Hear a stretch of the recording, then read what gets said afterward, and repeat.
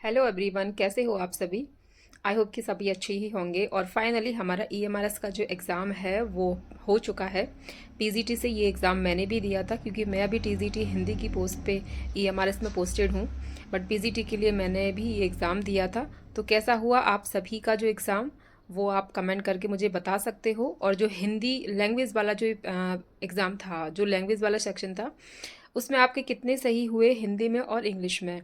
मैंने जो किया है, मेरे हिंदी जो लैंग्वेज थी उसमें 10 आउट ऑफ 10 एकदम करेक्ट हैं। तो मैं यहाँ पर एक छोटी सी वीडियो के ज़रिए आपको जो हिंदी लैंग्वेज के सॉल्यूशन है उसके जो आंसर हैं वो मैं आपको बता देती हूँ कि मैंने क्या वहाँ पे आंसर किए थे और मेरे कितने सही। देखिए गाइज, ये है मेरा क्वेश्चन पेपर। तो इसमें जो पहला मेरा क्वेश्चन था हिंदी लैंग्वेज का, आप देख सकते हैं ये हमारा पार्ट 6 था हिंदी लैंग्वेज से। तो इसमें पहला जो क्वेश्चन है वो है बयार किसका पर्यायवाची है। तो बयार जो है मैंने यहाँ पे जो टिक कर रखा है वो पवन है, क्योंकि बयार का अर्थ पवन ही होता है, जिसको हवा भी बोलते हैं। अग्नि नहीं होगा, धरती नहीं होगा और जल भी नहीं होगा। दूसरा क्वेश्चन है यहाँ पे, बर्तनी की दृष्टि से निम्नलिखित में से कौन सा शब्द शुद्ध पूछा है हमसे। तो बधु उत्सव, बधु उत्सव, बधु उत्सव आप देख सकते हैं यहाँ पर मैंने ये किया हुआ भी है, क्योंकि जब बधु उत्सव की हम संधि करते हैं तो उसकी जो संधि है आप देख सकते हैं यहाँ पे बधु प्लस उत्सव होती है, यानी छोटा ऊ आता है और इसमें गुण संधि है। सॉरी, बधु प्लस उत्सव है, तो इसमें छोटा ऊ प्लस छोटा ऊ यानी बड़ा ऊ हो जाता है जब हम इसको एक करके लिखते हैं। तो बधु उत्सव इसका करेक्ट आंसर है। तीसरा है, हमसे बाघ जाल का संधि विच्छेद पूछा है। तो बाघ जाल का जो संधि विच्छेद होगा वो बाघ प्लस जाल हो जाएगा। विद्यासागर का सामासिक विग्रह है। तो विद्यासागर, तो विद्या का सागर होगा, विद्या के लिए सागर नहीं होगा, विद्या और सागर नहीं होगा, विद्या में सागर भी नहीं होगा।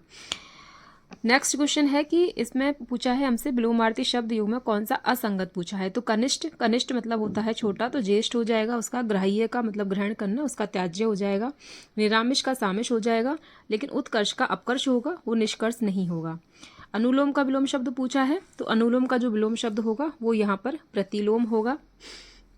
ये पूछा है हमसे वाक्यांश के लिए एक शब्द है जो व्याकरण को जानता है, उसको क्या बोलते हैं। व्याकरणिक नहीं बोलते, व्याकरणिक नहीं बोलते, वैयाकरण बोलते हैं उसको। ये यहाँ पर एक करेक्ट हो जाएगा। वीरोचित का संधि विच्छेद पूछा है। तो वीरो प्लस चित नहीं होगा, वी प्लस रोचित नहीं होगा। आप देख सकते हैं मैंने यहाँ पर संधि विच्छेद भी करके देखा था। वीर प्लस उचित हो जाएगा तो वीरोचित हो जाएगा। बैल ना कूदे, कूदे तंगी कहावत का अर्थ, इसका जो सीधा अर्थ है वो है स्वामी के बल पर सेवक का साहस। और इसमें पूछा है आकाश का पर्यायवाची नहीं है। तो तारापथ, अभ्र, अंबर ये सभी आकाश के पर्यायवाची हो जाएंगे, लेकिन जो मधुदूत है वो आकाश का पर्यायवाची नहीं होगा। मधुदूत इसका करेक्ट आंसर है। तो आपके हिंदी लैंग्वेज में कितने सही हुए हैं। हाँ, मैं इसमें 20 में से 8 जो क्वेश्चन है लैंग्वेज को क्वालिफाई करने के लिए चाहिए होते हैं, तो जिसमें मेरे हिंदी लैंग्वेज में ही वो कंप्लीट हो चुके हैं। ये मेरा इंग्लिश का एग्ज़ाम था। इंग्लिश में मेरे जो हैं वो मैंने 2 क्वेश्चन अटैम्प्ट नहीं किए थे। वो मुझे एक ये वाला क्वेश्चन था, ये मैं कंफ्यूज थी थोड़ा। तो मेरा ये जो मैंने टिक कर रखा है आंसर, ये मुझे लगा था ये ठीक है और आंसर करेक्ट भी है, बट मैंने इसको किया नहीं था। बाकी मैंने 8 किए थे। 8 में से मेरा एक जो है वो क्वेश्चन गलत हो गया था, और वो जो क्वेश्चन गलत हुआ था वो मेरा क्वेश्चन गलत हुआ है आई थिंक ये वाला, ये जो क्लॉज वाला क्वेश्चन है ये मेरा थोड़ा गलत हुआ है। बाकी के इसमें मेरे 7 जो हैं वो करेक्ट हैं। तो गाइज, आपके कितने करेक्ट हो रहे हैं, क्या आप लैंग्वेज को क्वालिफाई कर पा रहे हो। क्योंकि ईएमआरएस में पहले लैंग्वेज क्वालिफाई करना है, उसके बाद ही आपका आगे वाला जो क्वेश्चन पेपर है वो चेक हो पाएगा। अगर आपने लैंग्वेज को क्वालिफाई नहीं किया है तो आपने एग्ज़ाम में कितना भी अच्छा किया हो तो वो आपका चेक ही नहीं हो पाएगा।